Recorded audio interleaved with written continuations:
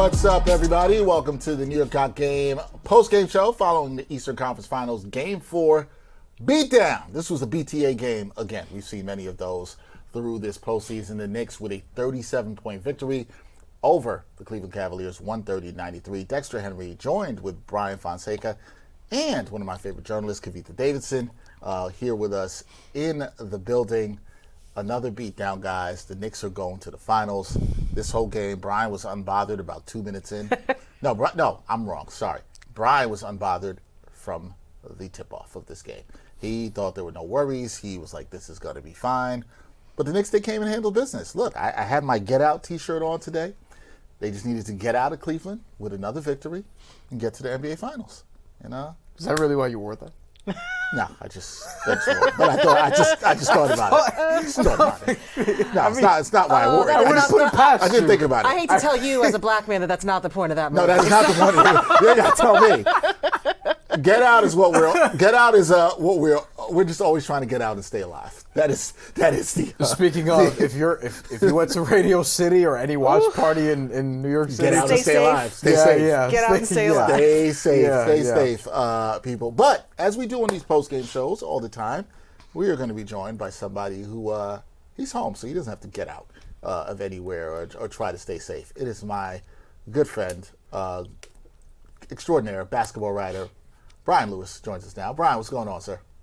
What's going on? This was a lot scarier for Cleveland than Get Out the movie. I think you're right about that. This was a horror show. Yeah, they were just trying to get out and go to Cancun. That's all they were trying to do. You know what I mean? They were just trying to get out of Cleveland. Their plans were booked already. Their plans were booked already. Bryan Fonseca here said, he was like, I don't know how many questions I have for Bryan today. I don't know what we're going to talk to Bryan about because we talked about the fact how we wouldn't be surprised if the Knicks handled their business. And then they handled their business here today. 11 straight wins. So I'm not going to ask you about surprises here. What I am going to ask you is, time to start looking ahead, I guess, a little bit. But we're here now. We are talking about the NBA Finals. Is this a team, 11 straight wins, that can win it all? I think they are a team that can win it all. I'm certainly not going to put down any kind of bold predictions. This is not going to be like a guarantee. But what I'd say is the way they're playing, certainly it's feasible. It's not something that looks out of the question, as I would have said, whatever, even a month ago or 2 months ago. Yeah, it's not out of the question. I think that's how all of us feel here. Look, this is a game where Mikal Bridges had his worst shooting game in a little bit under a month, right? He's 4 of 16. It didn't even matter. It didn't matter at all. This offense is humming so well. You know, Bryan has joked here that they've been touched by God. No, I don't even know this. The Knicks they are touching levels of offense and defense. Godlike offense. Might I say. Both ends. Yeah, it's both ends. It's not just the offense. Yeah, I think God wants to touch them. That's how I feel right now. He's like, they got it so good. We got to move away from this metaphor, guys. I was like, wait. What's the show he said back in the day, Touched by an Angel? Touched by an Angel. Didn't really want to watch Touched by an Angel. Touched by an Angel. Never really watched that. It's a song, too. That's for all the Knicks fans who remember the 99 finals. There. That is fair there. Bryan, I'll ask you this, because when you look at this game in particular, right? Bryan Fonseca here said, I need Cleveland to show me something. Yeah. They showed it to us for like 2.5 minutes, maybe, if you want to call that. And in the Knicks, Bryan, we're looking at you on the screen. You're looking like you don't even remember that. And I think that's fair that you don't even remember that. I remember it. What Cleveland showed me is that some changes need to be made. That's what it shows me. I mean, that team is talent-wise better than what they put on the court. I don't mean that to take any of the Knicks' shine or take away any of their flowers, because they deserve them all. I'm just saying that Cleveland team is not as bad as the Knicks made them look, which is a credit to the Knicks. They're also not as bad as they allowed themselves to look. I think the Knicks took their heart in game one. It's flat out. I mean, they can say, "Oh yeah, we believed and we played hard, and yeah, we were confident we could come back." Nobody believes that. Nobody would believe that. The Knicks took their heart at the end of game 1, and they never got it back. I think you're right. The results are the results. Kenny Atkinson, I don't know what he's going to say after this game. We haven't heard his comments yet. He might say they expected to win 3 out of 4 They didn't games. win the Pythagorean today. Yeah, and the analytics, he might say they expected to win this stuff. According to expected shots percentage, they are 2-2 in the series currently. Right. So. Except we live in the real world where they are 4-0 in the series, and that's it. That's it. This team is so balanced right now, Bryan, in what they are doing, and I continue to be impressed. Now, I think the offense gets so much attention, but you and I have talked about this before. The defense still, to me, and that's the point I was going to go with the beginning, is how engaged they were from the beginning of this defensively. You saw the Knicks getting a lot of steals, getting the points off of turnovers. They, again, look like the more desperate team. You talked about this the other night, and in an elimination game again, they look like the more desperate team here. Do you think this energy that we're seeing from them is sustainable into the finals, of playing with that level of hunger? I mean, again, now here we go again with, rest versus rust, because you're going to have a long break until the final. And the only game where Cleveland looked quasi-competitive was game 1. So, the Knicks will be in that situation again, whether they're playing OKC or whether they're playing San Antonio. But, I mean, can the Knicks maintain this energy? Yes, I do. Can they maintain this level of sharpness? That I don't know. And that's going to be the question for us to see. Last thing for me, I think we'll talk about, obviously, you heard Mike Brown talk after this game when the team gets the Eastern Conference trophy. We see Jalen Brunson. He is awarded Eastern Conference Finals MVP. Deserved here, too, obviously, shocking. for his performance. I don't think that was shocking at all whatsoever. Could you just talk a little bit about both those guys and what we've seen from them and their adjustments to the game on the court in the playoffs, particularly from Mike Brown, and then the leadership we've also seen from Jalen Brunson here throughout this postseason run? I'm trying to think of either a player that has been more clutch or a free agent signing that has been better, or a player that has changed his team's perception and competitive fire more than Jalen Brunson in New York. And I'm struggling to find one. I guess maybe Jay Kidd when he got to the Nets. Other than that, that's a good one. And that's going back a long way. Yeah. He's been a miracle worker for this team. It's amazing the impact that he's had. Now, I mean, as far as Mike, I mean, and we've discussed it ad nauseum, but the changes and the tweaks that Mike Brown made offensively, I think they had a spillover effect defensively as well, right? Using Cat as an offensive hub, I think not only did that help him and help their offense, and I think it also helped unlock Mikal, right?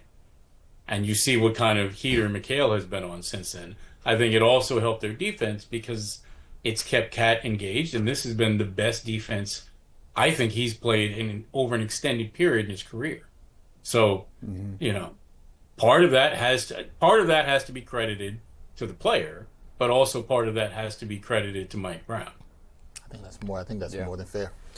Bryan, I'm not gonna make a prediction yet either, because I mean we don't even know who they're gonna play. We don't know who they're playing. But I am at the point now where anything fewer than a 6-game series would be disappointment. Like, would be a disappointing outcome, even if they were on the losing side of that. I expect them to push, if not beat, whoever's on the other side. How much have you adjusted your expectations relative to this run? Because it feels like we all have had to recalibrate in some way, given what we've seen from this Knicks team. I would agree with that. And again, we don't know who they're going to play, nor do we know how healthy whoever they're going to play will be when they get there, right? So if it's If it's OKC, what's J-Dub look like? You know, we don't know. But I would say from the Knicks side, I've definitely recalibrated my expectation level for what this team is and what they can be. Same. They have exceeded my wildest expectations. Forget from the offseason or beginning of the season. I've had to change my expectations from a month ago. Yeah. Right? Yeah. I mean, to be brutally frank. So, Seriously, yes, I would agree with you. I'd say at this point, if they're not pushing whichever team it is, even if it's a completely healthy San Antonio with Wemby on a heater, or even if it's OKC and J-Dub is healthy and in the lineup, it doesn't matter. At this point, my expectation would be that the Knicks would push either one. I think that's more than fair. Kavitha? Bryan, you talk about the adjustments that Mike Brown made, and throughout the regular season and the postseason, particularly those two losses against Atlanta, he's been both praised and criticized for some of the roster tweaks, some of the lineup choices that he has made. Where do you land right now on, obviously everything is cooking, where do you land right now on some of those adjustments and some of the criticism and praise that Brown has gotten? Well, I mean, listen, it's when you're coaching or playing in New York, you're going to probably be overly praised and overly criticized, right? That's just the nature of it. Knicks fans are passionate. I think we see that in how they travel, in how they cheer, and how they get on their team, and how they demand excellence and effort. So I'm not surprised that when things look dire, there were people sitting here questioning, well, is Mike Brown the answer? Are they going to have to go find another coach? Right? That's not shocking to me. That's the way Knicks fans are. That's why it's the best place in the world to coach and the best place in the world to play, because if you actually win here, there's no better place to win. I would stand on that. I'll take that to my grave. There's no better place to win than here. So I'm not shocked that he was under pressure. And now that things are coming up roses, I mean, listen, if they win, he'll never have to pay for a drink in New York if they win. And I'd say as far as the actual changes that he made, I think Atlanta actually did a good job in pushing them to force them to make those changes. I have to give the Hawks their flowers, because the Hawks have put up a much better fight than anybody else. Right? Crazy. Is the truth. It's crazy. So they pushed them to have to make some of those changes. Well, if anything, that's he learned the best you can do. If anything, he learned never to have a lineup without either JB or Cat at the same time. He did. He did. Yeah. He did learn that. I think the other person, I know he did not have a great shooting game, and I mentioned him earlier, is Mikal Bridges, but we've talked before about how good he's been. And there's always going to be the talk about the trade. And we talked about this a little bit the other night, Bryan, but do you think it's time to put to bed any nonsense about the picks now that Mikal Bridges has helped this team get to a finals, or is it still a situation of he's got to win here in the finals with this Knicks team for the trade conversation to go away? I mean, I don't know that it'll ever go away. Because listen, if let's say that Mikal plays well in the finals, and the Knicks win, then that's a home run for the Knicks, right? Mm-hmm. Because the Knicks aren't going to give a damn how many picks they gave up. Right. Neither should their fans. Right. The idea is to win. So if Mikal plays well and they win, then mission accomplished. If the Nets turn those picks into something, and we're years away from finding out how those turn out, right? We don't know whether they're actually going to make those picks or trade those picks. If they do make those picks, are those players going to turn in anything? You'll have to wait years to figure that out. So you can't close the books on that trade one way or the other. The only thing I'd say is if the Knicks win, not only will it be a home run for them, but they'll be trolling Nets fans for years about one way or the other. Right. Because if the Nets turn those picks into something years from now, when it's 2030, then those Net fans are going to be trolling the Knicks fans. The one thing I'll say to that though, Bryan, is I do think the winning part that you kind of allude to matters more than anything, because if the Knicks, let's say the Knicks win, and two things can be true, and the Nets mission accomplished then. Yeah, to me it's mission accomplished, right? And the Nets could find the next great player. But if they don't win with that next great player, it doesn't matter. Like both sides, the winning is what takes care of everything.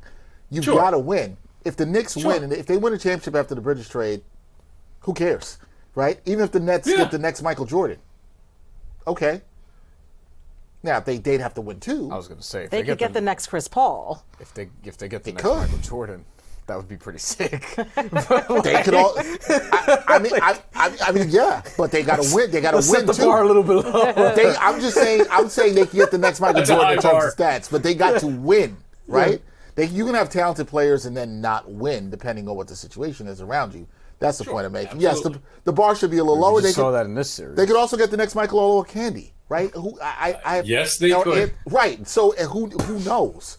The variance so high. At the end of the day, to your point, which I agree with you, is that the winning takes care of all. When you win the title, you do not have to apologize to anyone for anything or any. Oh my God, no. No, listen, if the Knicks win and Mikal plays well, then it doesn't matter to the Knicks fan, I'm saying. Right. The Knicks fan will be happy with the trade regardless of what happens if they win, because that was the mission.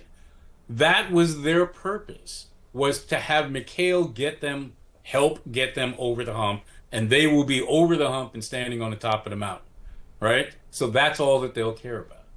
And the Nets are trying to go from, tanking and throwing games to, okay, can we rebuild? And they'll be rebuilding on the basis of these picks. Lord knows how long that's going to take for us to find out what those picks will ever become, right? So I think we're to the point where we can safely say the Knicks have gotten either what they wanted or damn close to what they wanted out of this, because you're now in the finals for the first time since '99. I would agree with that. They're at a minimum damn close to what they wanted, because obviously the goal is to win the whole thing. But the goal is also to try to have multiple chances to compete for championships. In the last 2 years, they've been at least to the conference finals. So you give them that. Right. I know I'm with Bryan. I don't think any of us here should make predictions because we do not know who the Knicks are going to play. But let me ask you this, Mr. Lewis. If you had to pick between the Spurs or the Thunder, who do you think is a better matchup for the Knicks? Oh, my. I think the Spurs are a little more volatile.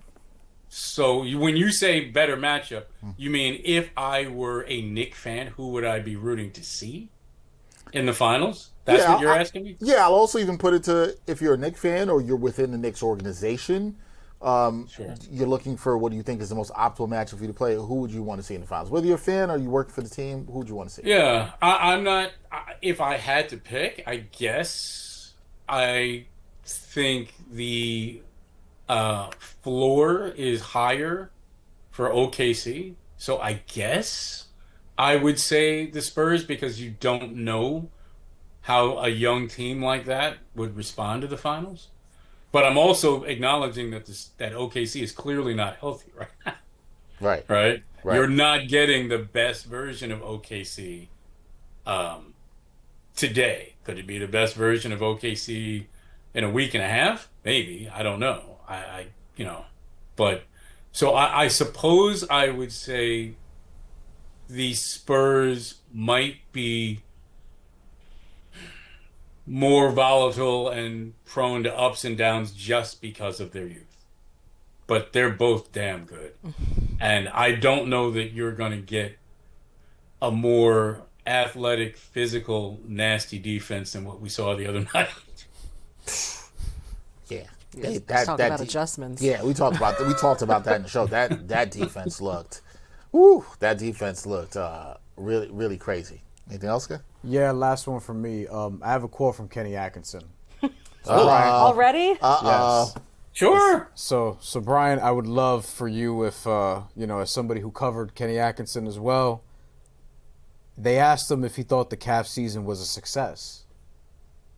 His response, per Danny Cunningham from Locked On Cavs, yes, absolutely, that was a task. Take another step. We jumped a barrier that we were stuck on. Your reaction to that is what?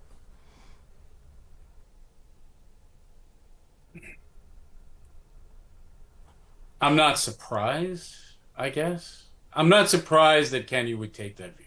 And you've been around Kenny long enough, right? So if you're asking me, am I surprised that that was his take? No, I'm not surprised. I figured Kenny probably would publicly take that stance. I think privately he's probably seething. But publicly, I'm not shocked that he would take the high road that way. I mean, what he views to be the high road. Yeah, I mean, they have major roster implications, financial questions to address. The one thing in their favor, though, is for the last few years, every team who lost the Eastern Conference Finals won the Eastern Conference Finals the year after. Heat, Celtics, Pacers, now the Knicks. There's been 4 straight years of this happening, where everyone who's lost the conference finals before ends up made it to the finals. So maybe next year will be the year for Cleveland, but this year I don't think inspired a lot of confidence despite them beating the barrier that they had to beat. It's a little bit of a different... I view them a lot differently than I view, say, the Knicks from last year. Even though the Knicks obviously changed their coaching, their roster was going to be secure. Cleveland could make some changes here. They might have to, for financial reasons. Yeah, so I would put them in a slightly different category. And Boston, you knew, was, not breaking it up at that point. Yeah. Right? So Cleveland, I view a little differently. I look at them through a slightly different prism than I would look at the Knicks and the Celtics prior to that. I'm not saying that they can't be in the finals next year. I'm not going to say that. I'm just going to say I think there's a higher chance of volatility on that roster just because of their cap situation. Bryan, when you think back about this series in particular, will your major takeaway be the fact that, as you said, the Knicks took the Cavs' heart in Game 1? Is that the thing when you think about the series that'll always come back for you, or will it be something else? Is it how the Knicks dominated them in Game 4? Is it how dominant they were after the fourth quarter in Game 1? What's your major takeaway from this series? I mean, I would say it's a combination, yes. One, how they took the Cavs' heart and never allowed them up off the mat after that at any point. They didn't, as you would say, play with their food. They didn't allow them to have any hope. And they just finished them off in a really professional fashion, right? And just seemingly got stronger as it went on. That's what I'll take from it. Yeah, I think it's a good takeaway. Look, I wore the Get Out shirt. The Knicks got out of Cleveland to win, but at least, hey, a lot of Knicks fans felt the Knicks were in a sunken place at one time. The Knicks are in the finals. They're not in the sunken place anymore. Not letting this metaphor go. I'm rolling with the Get Out. Not that I wasn't good with the touch by God metaphor. They were in a. You're talking about in a sunken place when Leon Rose came in. Yeah. Yes, that was the sunken place. Yeah. Absolutely. Yeah. Absolutely. Well, I only say that in all seriousness because I think sometimes what can get lost in these runs are that you forget where the team came from or the work that came in, the roster building, the journey to get here, even down to, as Kavitha, you talked about, Bryan talked about as well, the changes and adjustments by the coach during this run. There's so many pieces to get to a championship level to try to compete for it that we can then forget about the terrible days, right? Or how long it was from the good old days in the 90s. there's a lot that it took to get here. The Knicks last year, what happened to them in Game 1 of the conference finals? Like, there's a lot that it took to get here. We talked all about the pressure, but this team has more than met the moment throughout the playoffs. And yeah, I remember when they were in the second place, and then Knicks fans. It very much met the moment. I mean, when you look at all of their closeout games, I mean, they have been as dominant in closeout games as typically James Harden is dreadful in closeout games. Damn. Which is saying a lot. Damn. That's a statement. But it's true. Well, look, 51 points, 30 points, 37 points. It's true. But and here's the thing, and I think we all know this.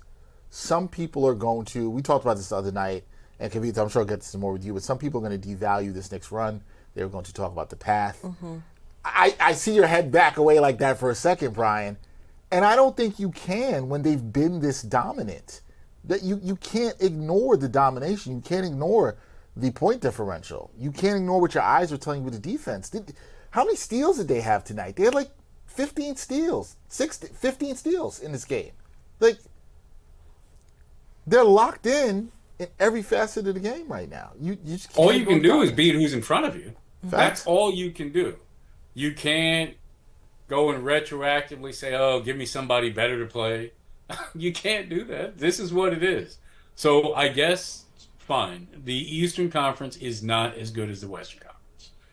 That's true. Just flat out. It's not. But that's fine. You know, now you'll get your opportunity to see them against the best in the West. And we'll see how that goes. That'll start on June 3rd. We'll find out who the Knicks play. Will it be the Spurs? Will it be the Thunder? We'll find out. Bryan, we appreciate you. We're going to let you, I'm going to stick with this. Get out of here. You can do that now. Thank you, Bryan. All right. I'm out. Talk to you soon. That's the great Bryan Lewis. Does a fantastic job with us covering the Nets and has been with us for all these Knicks talk throughout it here. How are you feeling going into the finals? I'm feeling pretty good. I will say that both of these teams obviously do scare me for good reason. I think what Bryan said about the volatility is a really important point because this is obviously a Spurs team without playoff experience in the way that obviously OKC is a defending champs. We have seen more highs and lows from the Spurs team, injury notwithstanding, than we have seen from OKC. And obviously if they get their two major pieces back they won't get one of them back, but if they get some major pieces back for this finals, if they do win this series, then they are, I think, the scarier team. But this is all like, you talk about recalibration. This is a Knicks team that is playing not just a level, but a type of well-rounded and like changeable basketball that we have not seen. So the kind of adjustments and the way that they might have to adapt to one of these two teams, I have more confidence in saying that we can do that than I did a month, 2 months ago. That's saying a lot. That's saying a lot. Bryan, you have been unbothered, which is weird for you. Everybody knows Bryan. This is weird for Bryan. And Bryan was calm. What does that here. mean? You are. Oh, this is going to be good. You are anxiously waiting for the other shoe to drop person. That is generally your disposition. If only Asher was still in the chat, she would agree with It's you. true. She'd You be are. like, I tell you this I all know. the time. I know this guy for a long time. Yeah, this is who he is. So to see him with ball in the hands, I don't care what It's the a Cavs Mets do. fan. Well, so am I. Yeah. I would say he always says I'm uberly positive he would say this about me. In general. This is not even a sports. That's very much true, This yeah. is just in general. I could say I'm a pretty optimistic person. Very. I still will About certain things. Yeah, this is true. It's very true. If you were here during the third quarter. There's certain things I'm not optimistic about. This is true. That's a great point. But Bryan, for you, are you with Kavitha on this because you are? I have trust issues. It's more to the point. Hey, self-awareness. Again, Mets fan. I'm very Fair. very self-aware person. Mets fan, former Jets fan, like myself. Former Jets fan, yeah. Do you think that this team is adaptable enough that you feel good about them going to series against OKC or the Spurs? If you don't feel good about this team now, Just when? when are you gonna feel good about them? Like, think that's for fair. real. Like this, like if you didn't after game one of this series where that's the worst game that they've played all playoffs. And they won it. Let's also remember, amid their point differential and all these different things, they've lost 2 games by 1 point each during this run. That's why I'm like, it's brain-breaking stuff. So to me, it's like, yeah, you have to feel like it's rare that you get into the finals and it feels like you're drawing dead. But it did feel like that for a lot of Knicks fans in 1999 because you lost Patrick Ewing at that point. It was a diminished team. It was also a team that we talked about overcame a lot to even get to that point. They were an 8 seed, really probably much better than that in terms of seeding, in terms of the quality, but it was a weird lockout short season, back-to-back-to-backs, a whole bunch of 50 games in like 2.5, 3 months maybe fewer than 3 months, whatever they crammed the schedule into, different circumstances. Now, though, with this dominant run that they've had, you have to feel like they have a chance against whomever. I'm not telling you they're going to be favored against whomever. In fact, they'll probably be underdogs against whoever it is, just from a purely, like, just looking at the series standpoint, like, publicly, right? Like, I'm not saying, like, oh, I would do... No, I'm telling you what they'll be listed as. But that's probably not going to matter. And on top of that, you need to see how the other team gets there. Because as Bryan mentioned, there's some injuries on OKC's side, and then we don't know what could happen with the Spurs. Jalen Williams is questionable to play Game 5. Do they need him to close out the series? Maybe. They'll need him in the next series the way that the Knicks are playing. And then A.J. Mitchell's out. That's sort of a lingering day-to-day thing. Both teams are very deep, like very deep. Like they can okay, now Aaron Wiggins can play. Kenrich Williams can play. You know, I think Lou Dort is going to start seeing his minutes dwindle a little bit because he keeps fouling and not hitting threes. Like, those teams are very malleable, to use the term that we've used up here before, right? So it's going to be a different challenge, but you have to feel like they have a good shot. And I think, again, anything less than a 6-game NBA Finals will be a disappointment at this point. And I understand fans who would be, like, disappointed if they lost even at this point, because of everything it took to get here, and you want to strike while the iron is hot, and they're playing out of their minds. So, yeah, I think you have to feel good now, because if you don't, then I don't know what to tell you. I think that's a fair answer. Well, let me ask both of you a question. Sure. Because, like, you know, we've obviously had opportunity for the last two series to go through the stats, the historic nature of what the Knicks have done in these playoffs is like, I mean, obviously the vibes are fantastic, but how much does the vibe check matter to you, do you think, in the finals? Because it's not just about how good they feel, how loose they're playing, but there are things that we're seeing, like transition points we were talking earlier, that takes a whole lot of silent communication between teammates and like them connecting in ways that they haven't a lot of the time in the regular season. So how much of a role do the intangibles, for a word that we use in annoying ways in baseball, how much do you think the intangibles matter going into this finals? I think it matters more than people give it credit for. A ton. I've been on this. There's things you're seeing with this team that you just spoke to, that you just talked about, whether it's guys jumping in passing lanes and know what they have to do, getting a rebound and looking ahead because you know somebody's going to streak. They know who they are. I'm big on that when I'm watching teams where for fans watching teams you're rooting for, does this team now know who they are? What's their identity? This is a huge question we've had about the Knicks for the last 2 years, 2 seasons. What is their identity? We had it a month ago. Now I think, you know what I think the Knicks' identity is right now? Is a couple things. They don't play with their food. They're extremely, we're going to use the Kavitha word here, malleable. More than any Knicks team I've ever seen. I think it has a lot to do with the coach and the players buying in. And I actually think, even though we're watching this dominance, I do think how they've had to play different in all these series is going to prepare them well for the finals. I don't think there's any, yes, it's going to be a step up in defense that they're going to see, no doubt. But I don't think there's anything that's going to shock them. Offense too, given what we just saw from the Cavs all series. Right. I don't think there's anything that's going to shock them, but I do think the little things matter, how connected they are right now. That matters a lot in where this team has gone, where they have grown, and where they can go.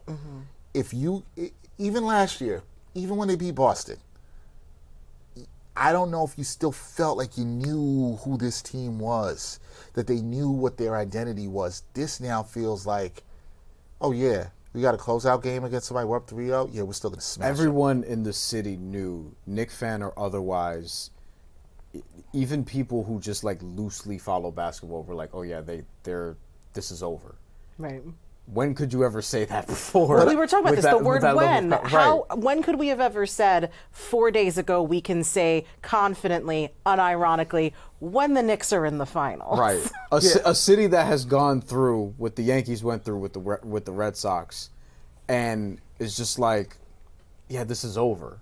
Now 3-0 is different, and it doesn't happen a lot. It happened in that one instance, but like this is just different. Like everybody knows it now. We have enough evidence for this Knicks team, for Knicks' organization. What I mean, not this specific Knicks team, but I don't think the Knicks fan base has truly felt this, because people want to talk 27 years ago, first time making it to the finals, but it's really 94.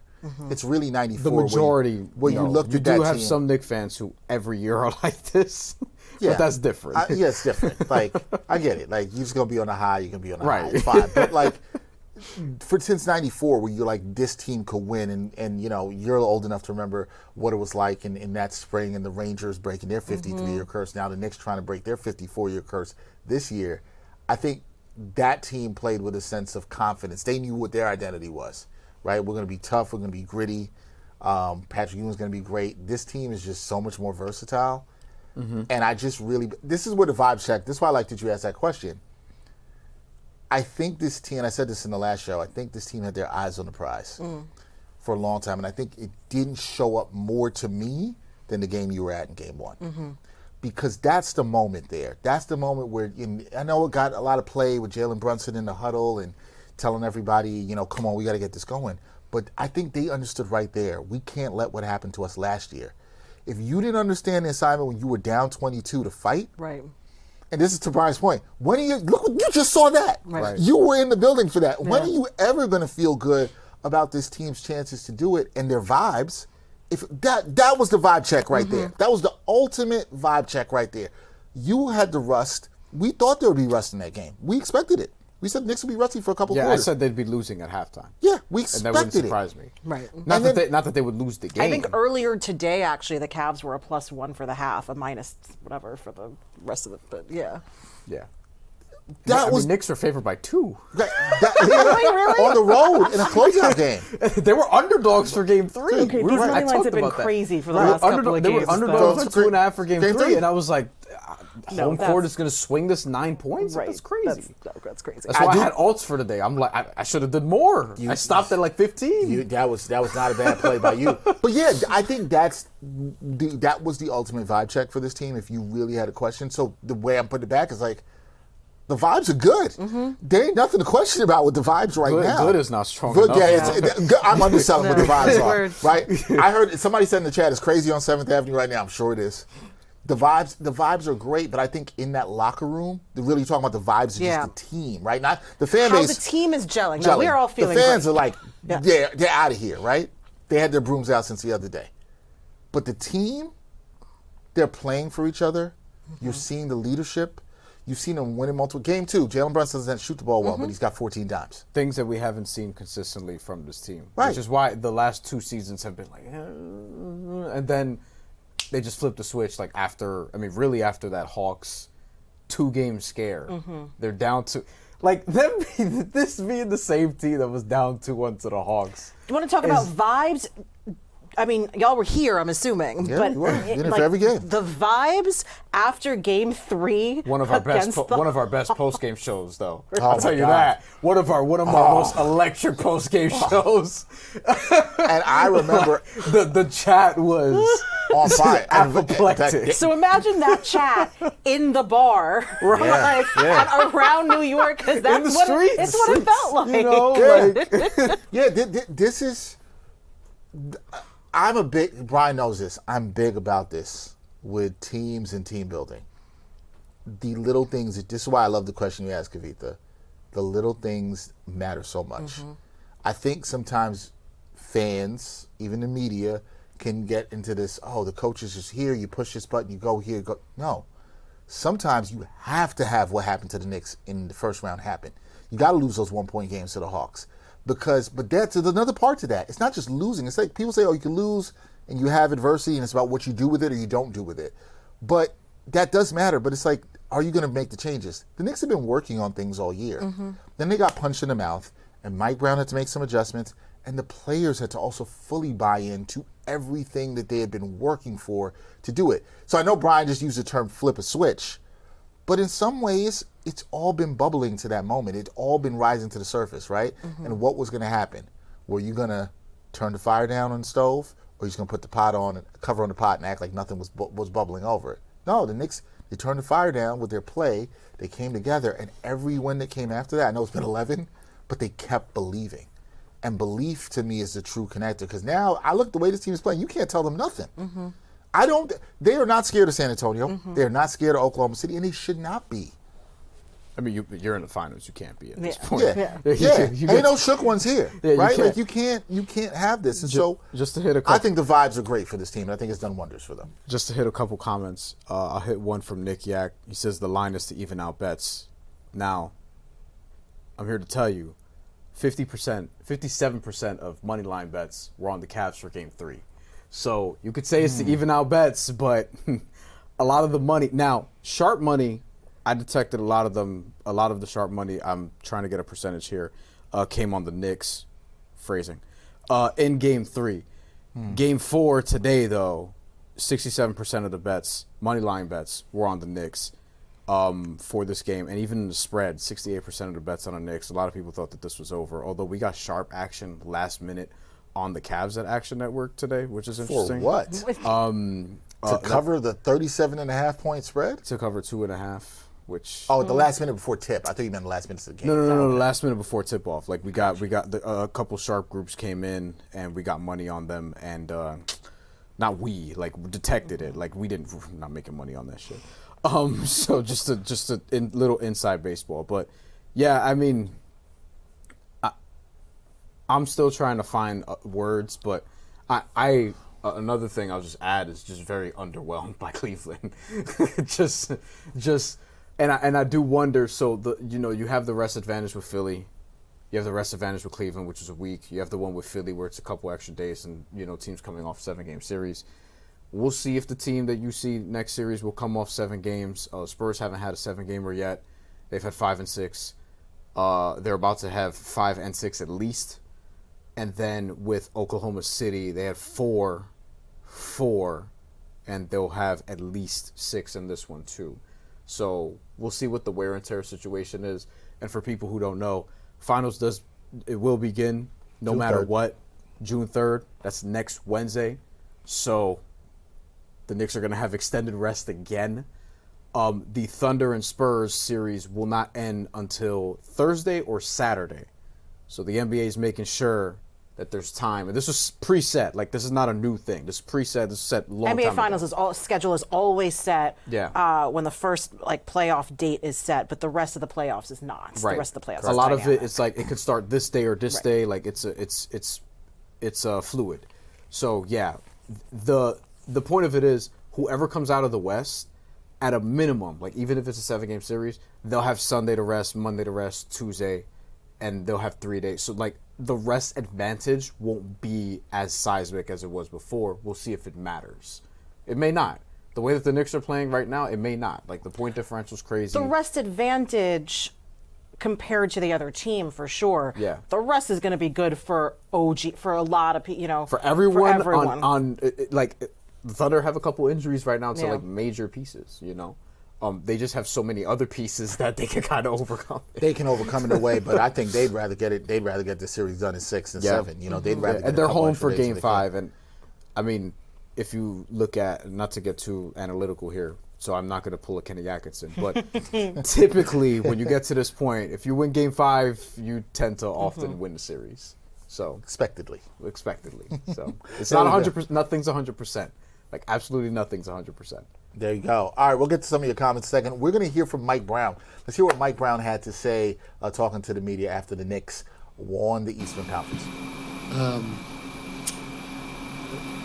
First of all, they said this before the game, and I meant to say this before in my pregame presser, but my dad was in the military for 26 years, and he did not, he's 85 and something like that. He's doing pretty good for an 85-year-old. But I got a lot of respect for everybody that serves our country, and my hat goes off to everyone. My heart goes out to everybody that has lost a loved one serving our country, and I hope everybody had a nice long weekend. But more importantly, people that died in the line of duty serving their country, we hope that we remember them and think highly of them, because they paid the ultimate price for what we all get to do, what I get to do. So thank you to the families. Our guys played great. I've said it all along. My staff has been unbelievable. The players, they were unbelievable. I mean, you're in the playoffs, you're in the conference finals, and you score 65 points off of offensive rebounds and fast break points.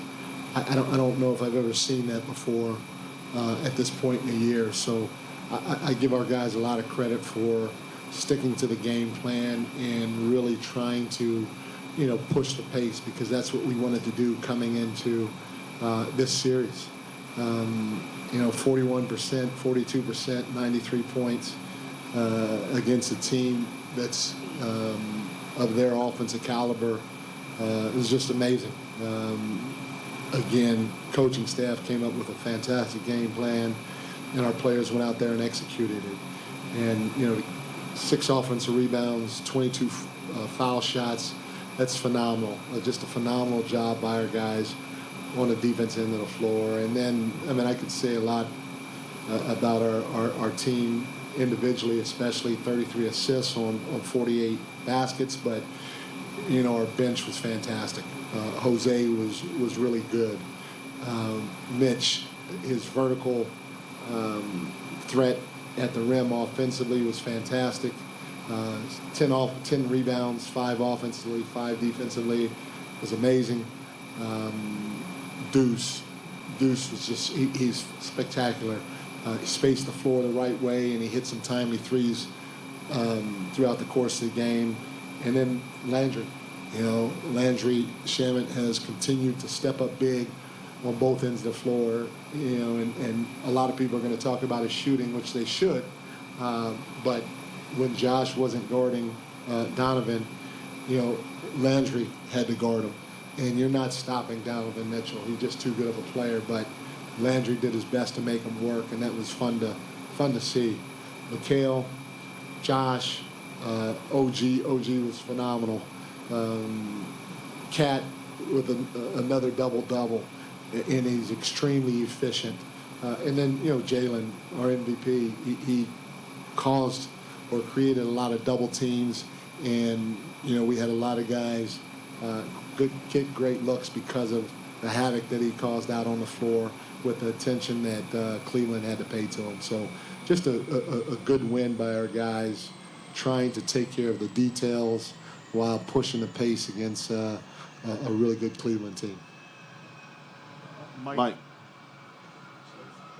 I know you like to talk about the group and everybody that's helped you guys get here, but I want to ask you about you. It's been 19 years since you were a head coach coaching a finals team. A lot of stuff happened in between.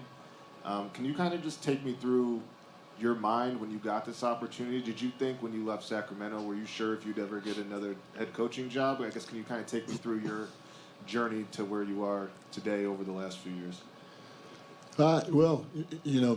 First, I got to thank Vivek Ranady for giving me an opportunity. And obviously, it didn't work out. And when I got fired, I really didn't think much about anything. My wife and I, Ro and I, we went to Sydney, Australia to see UFC 313. We went to Puerto Vallarta, Mexico. We went to St. Bart's, fantastic island. Man, I can't wait to go back. We actually came to New York City, too, and ran around New York for like 4 days. And we went to this one club, and we met these young dudes that work on Wall Street. And I was there with them till like 5 in the morning, and they sent me some pictures and stuff. And I'm surprised that they haven't sent them to you guys yet.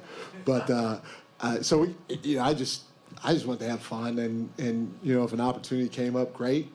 If it didn't, I felt lucky, blessed, fortunate. I had a good run, and I felt at some point I'd get another opportunity, whether it was a head coach or an assistant coaching position, and so I just kind of rolled with it, didn't think much about it, and obviously this opportunity came up, and from afar, I just felt that this team was ready, and I'm just thrilled to death that Mr. Dolan gave me an opportunity and Leon Rose gave me an opportunity to be a head coach again, especially here in New York. Mike, kind of on that though, like when you took the job, obviously part of it was you have to. The deal is you should take the team to a higher place than they were last year. Do you feel doing this now? Do you feel validated at all personally? I never really thought about it like that. I mean, again, our business is funny. My previous job, I supposedly took him to a point that was higher, and it didn't work out. So, again, I truly felt that this team was an NBA Finals team. I thought we had a true opportunity, because some jobs you take, you're like, okay, we can get better. We have a chance to make the playoffs right now. But this one, I felt we legitimately had a chance if we could help them figure it out. The players can stay together during the process, especially when we hit adversity, because we hit adversity at different times during the season, not just us as a whole group, but even some guys individually, including myself. And so, I did have that belief from day one. I didn't know how it was going to turn out, but we're here, and there's a lot of people to thank because of it, but it starts with the players.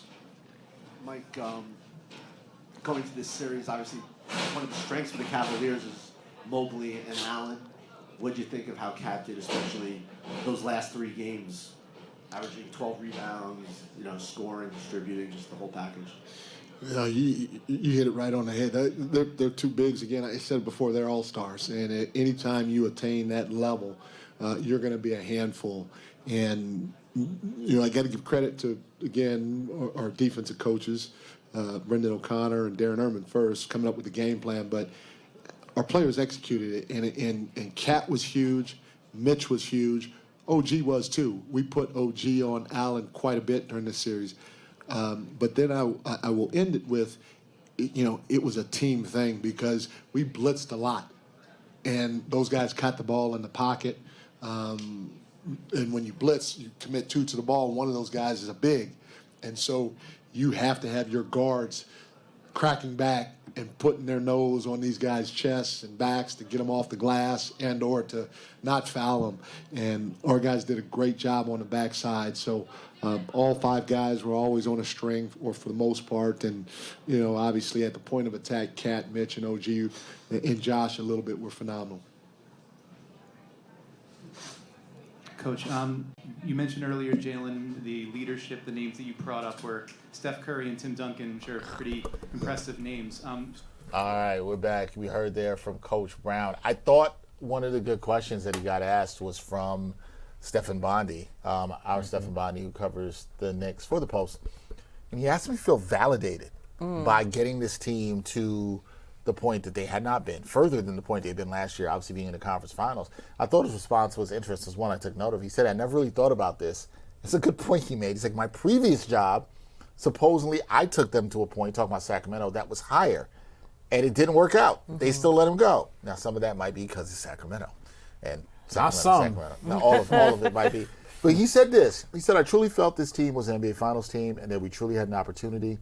This was one I felt like we legitimately had a chance if we could help them, talking about the coaching staff, figure it out, and the players stuck to it through the process, which is a lot of stuff I've been talking about. No Sixers. Also sounds like coach speak, but you're not wrong. But I do think the coach speak is the vibes thing that you're talking about. That stuff matters. Seriousness. Yeah, sticking to it. The first part of it about Sacramento, though, is not. That's interesting. That's interesting. Yeah. That is interesting, and he chose to put that out there. Yeah.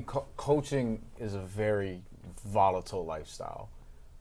Just ask anyone who's like a significant other to a coach and how often you have to move for these different opportunities and what have you, especially if you're in college.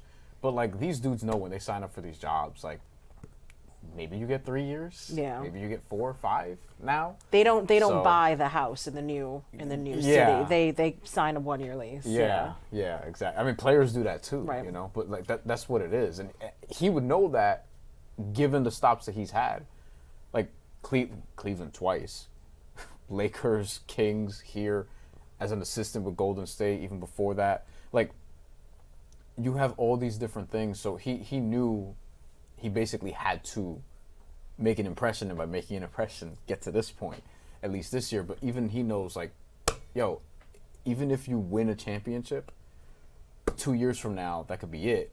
If you just underperform the next 2 years, like that's just the nature of coaching. Yeah, you know? But we don't have to think about that. No, now, but he talked about that being a volatile. But I thought what he said about the process and that they did have some adversity, which his team did have. And he said, look, they could thank a lot of people, but it starts with players. What I always say, players have agency, right? But the process, I think the vibes came through everything this team had to go through this year. They are nothing without what they had to go through. And look, you got to give Mike Brown credit, and he could dunk on a lot of people. I don't think that was him dunking on the Kings. He ain't built to like really do that. Right, but I felt like he's right though. As you said, things are very volatile. You don't know how things can change in the industry at any point.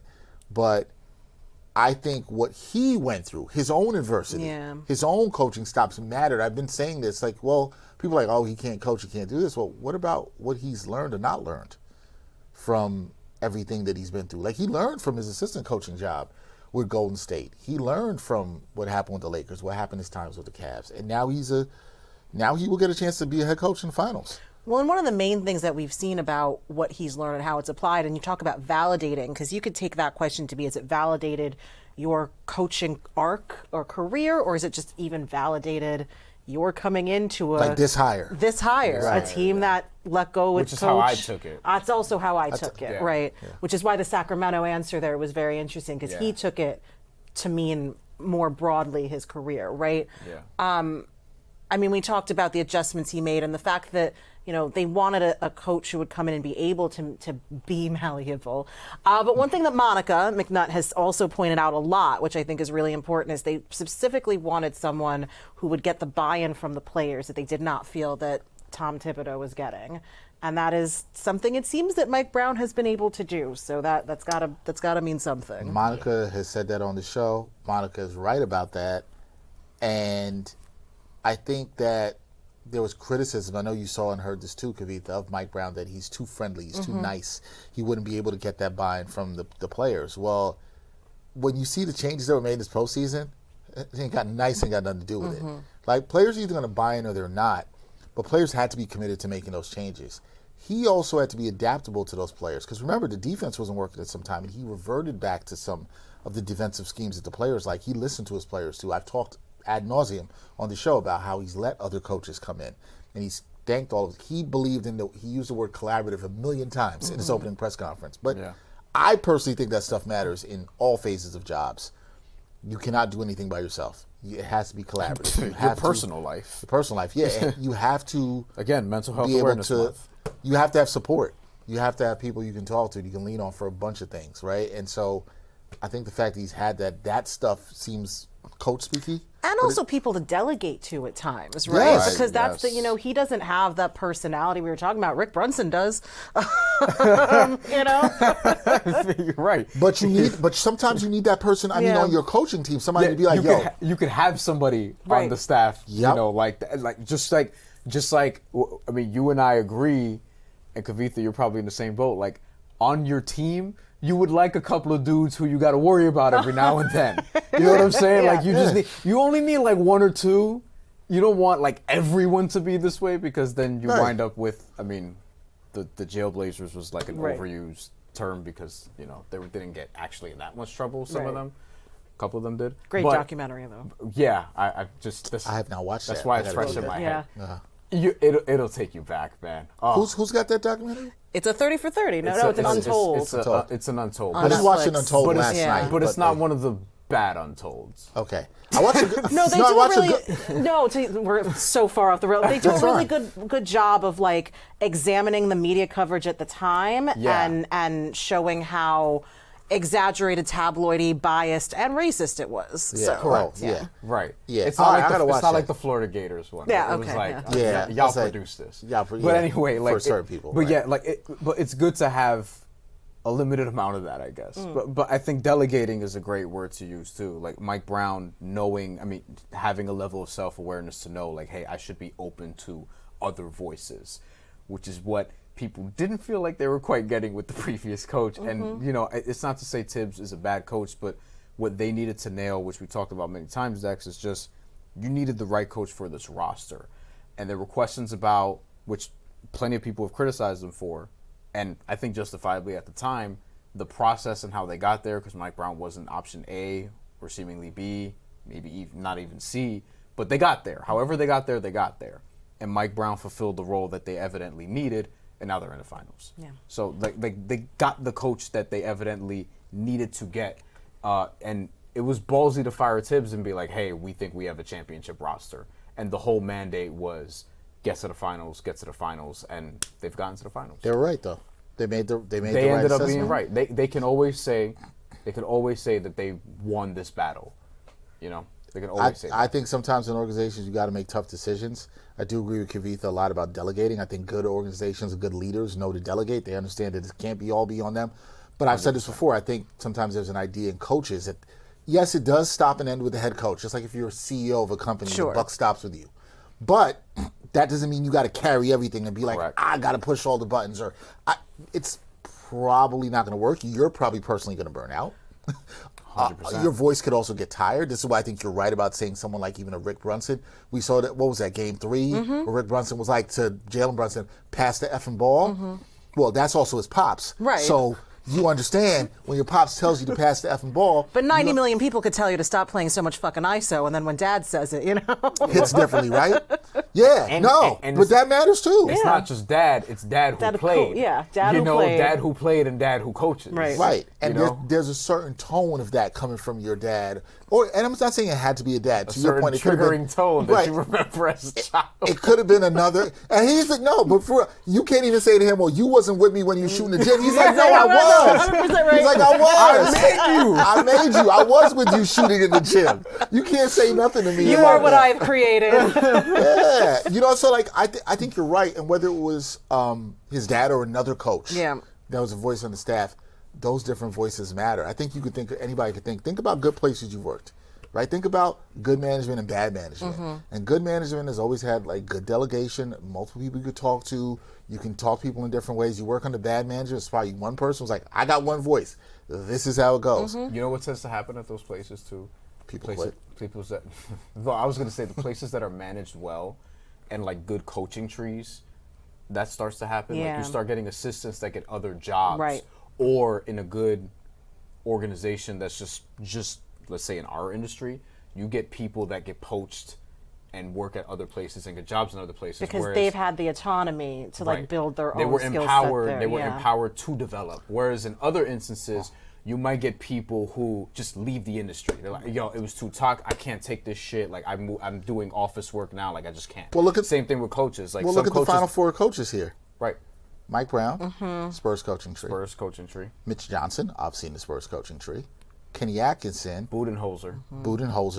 Right? And people might laugh, but like Budenholzer's had multiple coaches. Yeah. But Budenholzer's from the Spurs coaching tree. And from the Spurs coaching tree. And by the way, Budenholzer's coaching tree, Charles Lee, with the whole help turn them around. Like that extends beyond just Pop. Also, Steve Kerr, the Pop coaching tree, both Kenny Atkinson and Mike Brown coached under Steve Kerr. And Steve Kerr played for Pop, too. That's right. So all that stuff... And Phil Jackson. All that stuff matters in that. That's there, right? Like, to your point. And you're seeing it, like, literally right here in the conference finals. This is why I was not against Mike Brown being hired as a coach, because I was like, I think he's learned some things. People just look at, this didn't work here, this didn't work here. I'm like, what's he learned? How's he grown since then? So this is the optimist in you, though. Totally understandable for a bunch of Knicks fans to say this has not worked before. What is different now?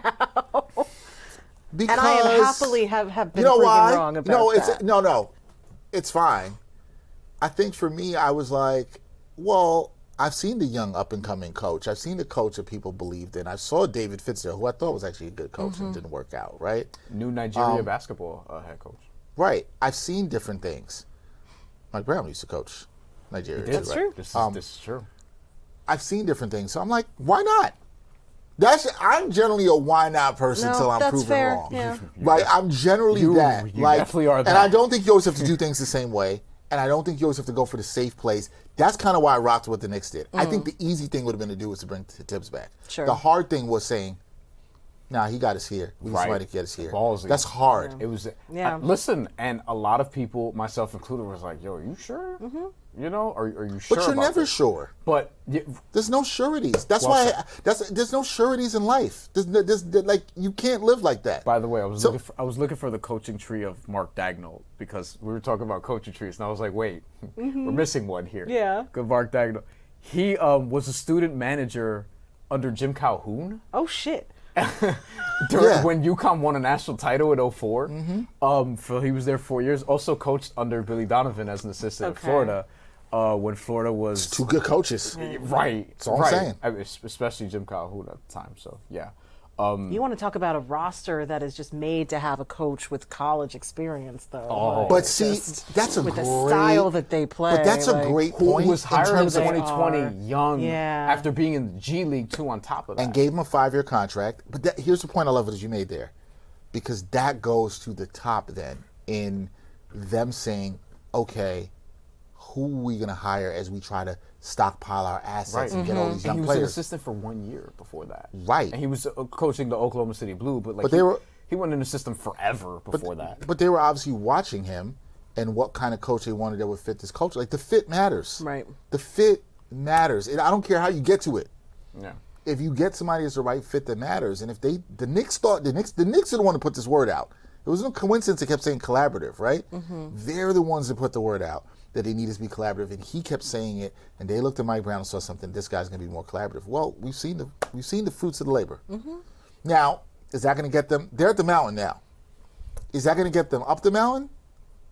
I don't know. We'll see. But I don't see a reason to believe that they can't get up the mountain. I just don't see it. Like, tell me the reason why don't you think they can't win the series, no matter who they play. I don't see it. Not with the way they're playing. I just don't. I don't see it at all. I'm pretty confident in saying that it won't be because of the Knicks that we don't win the chip. But see, That's great, and that and to that in be, itself Which is is a the statement. craziest That thing is. I have ever said about this team. But to be there, Right. No, correct. You know, That's a good place to be as a fan. Yeah. Right. That's Now a look, great place to now be. look. As a fan. That's where you want to be. There's a chance your mind changes after a game or two. Sure. You know, but heading into the finals with that mindset, and I can't be like, oh, Yeah, I can't. Isn't a team that's going to beat itself. right. But that's the way you have a chance in these rounds. That's all you ever want as a fan. That's all you ever want. You know what? I think this team is going to go. They're going to give their best effort. They're not going to beat themselves. They're not going to cheat the fans. That's all you want. You are a Yankees fan. You've seen that in a lot of Yankees teams, where you're like, if they lose, somebody beats us because they're better. It's not going to be because their team beat themselves. When's the last time you could say that about the Knicks? 1994. It would be 4. 73. It might be 73, actually. I say 'cause 94 because I think you felt that team didn't cheat you. They couldn't.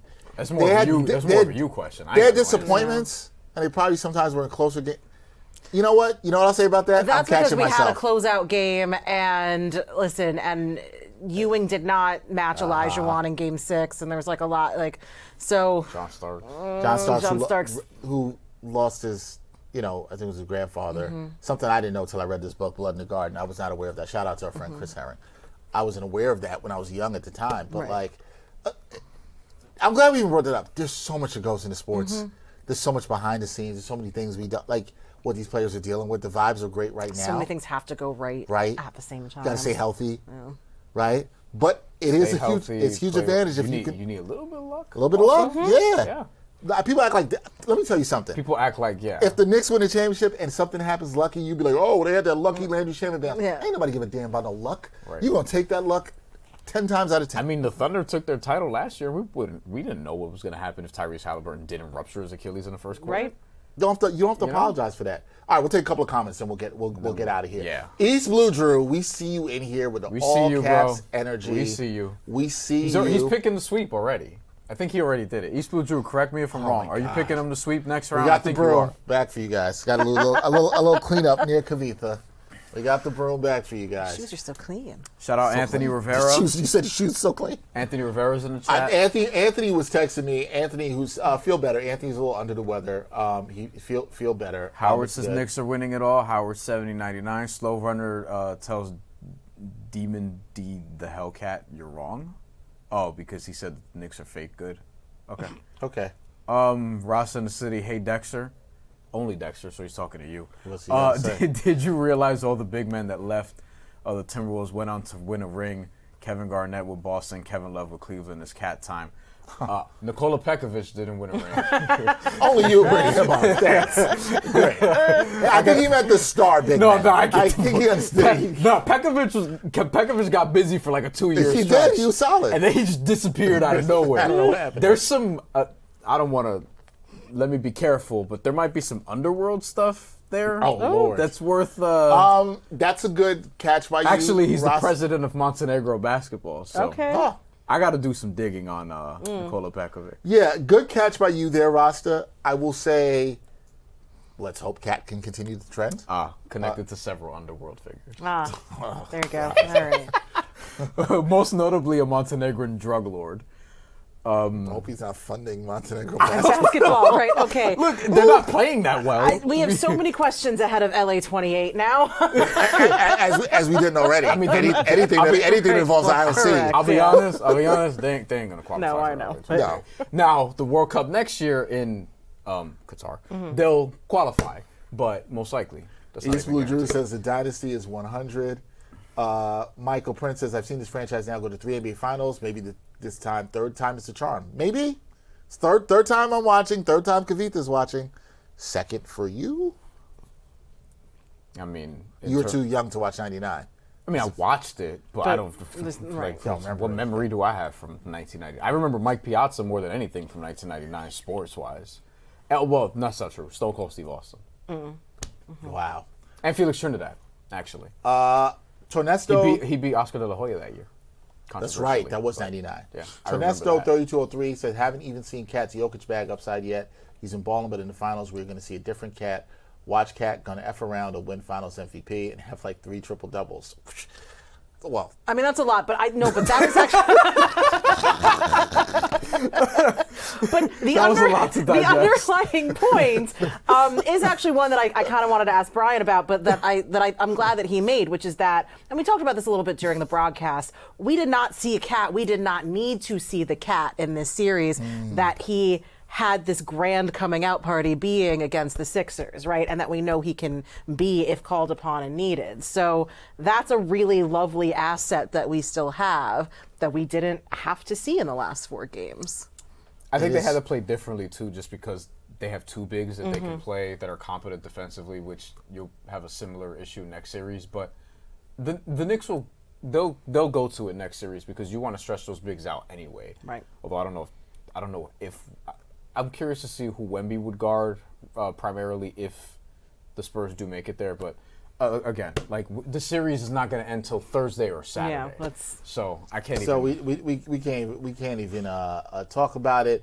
Ross in the city says Knicks versus Spurs. He's got Knicks in 6.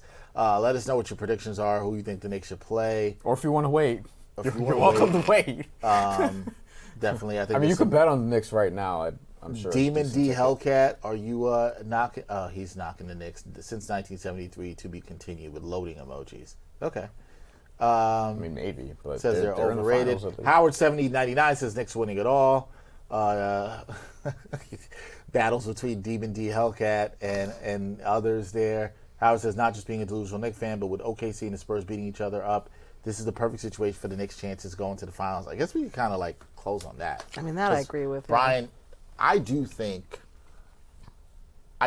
that's a factor here for the Knicks, and if they can get rest. Now, could you see rust again come in Game 1? I have this funny feeling that the rust the Knicks experience in Game 1 against the Cavs, I know they're going to get like at least another 9 days here. I don't think they're going to be as rusty. I think like the experience from the Cavs will prepare them more for whoever. They'll be more ready, I think, for the stakes of the finals in the game one. I think you'll see some rust. I don't think it'll be as rusty, is what I'm saying. Now, the other team might not be as run down at that point, is the other piece of that. There's just still a lot we don't know. But I'm not worried that the rust is going to have them ill prepared. They will have had time to prepare, and they've earned that, given what we just saw this last series. Well, and I think we've also seen in unprecedented ways how they're capable of shaking off that rust. So that's a really nice. Even if it takes 3.5, well, 4, 3.5 quarters. 3.5 quarters. Yeah. Kavitha saw that up close. 7:41 in the fourth. Crazy. Just crazy. What a crazy month it's been, guys. You can't have had a better 31, 32 days, whatever it is, of Knicks basketball than you've seen here. Like, have you allowed yourself to start thinking about what it would mean if they win? I have. I think it's impossible not to go there. I agree. It's something that you don't want to like set yourself up for disappointment with, but it's also like, you know, how many opportunities have we had to feel this joy, this possibility, you know? So let's do that. And I will. Not since. I keep looking out loud, like 100%. The Clinton administration. Damn. Pre-Monica Lewinsky, Clinton administration. So, and I will also say, just on a very personal note, we lost my mother last year, and my mother was the OG Knicks fan. She loved Bernard King. We still have Patrick Ewing's draft on VHS somewhere. Oh, my God. She is the reason I am a Knicks fan and eventually became a sports writer. We watched every game that we could together. We watched every game of the 94 finals, every game of the 99 finals. She is still sad that Allen Houston is not single somewhere, wherever you are, Mom. So this run has meant a lot to me very personally. And they got to win it for Mercy. Got to win it for Dr. Mercy Davidson. Yes. Definitely want to send some love to. I remember the last time you were here, your mom came in the chat too. Yeah. And, you know, we've talked a lot about your love there. I'm actually glad you said that. I'm probably going to save my thoughts on this till when this Knicks run is over. But what I will say about that, no matter what happens with the Knicks, this run will be special to me because I wish my dad was here to say it. Because he would have loved this, and he would have loved the coaching of Mike Brown. I've said this before. Because my dad used to scream about he couldn't stand that Pat Riley played 7 and 8 guys. He couldn't stand it. He was like, you got to play more guys. He wanted people to be more malleable. Right. So he would have loved this run. In his defense, though. Who, my dad or Pat Riley? Pat Riley. Who would have been 9 and 10 on those teams? You know, like who would you Anthony really Bonner. Right? Who would you really have wanted? Anthony Bonner. But that's why Pat was like play 8, trust 7, or whatever it was. Like, right. You understood where he's coming from. Right. Yeah. Right. So I think he even would have played like 9 on this team. I think he might have played 9 in Miami in 06, but I don't remember. Yeah. So my dad would have loved to watch this team, and I think me, like you too, huge part of me growing up watching the Knicks and doing it. I'll talk more when this run is over because I think there'll be more time to say that. But yeah, I think your mom would have loved this team. But I know she's proud and watching. She's having a great time right now. You know what? I agree there. I think our parents are somewhere cheering on the Knicks, giving them the good energy. So that's good. Yeah, no, it's good. So you got some love in the chat from Duncan Stewart. Thank you. I'm also happy because today, at the time of recording this, it's my daughter's birthday, and so happy birthday to Simone. That's crazy. And yeah, she is 10. Oh, that is she is 10. I remember the day that you found out. That was the day. Yeah, that was the day. One of the greatest stories of the many great stories Dexter could tell. We don't have time for it. Just know I've known him that long. But I remember that day. He's like, yo. That was the day. That was the day. Meanwhile, my dad is just pissed off at David Stearns. Yeah. I understand where he's coming from. Yeah. But no, this has been Thank you for the love. I've seen some love from my daughter in the chat. Yeah, but she gets to see a Knicks team in the finals. I'm happy. She is one of those NBA Cup native fans. Yeah.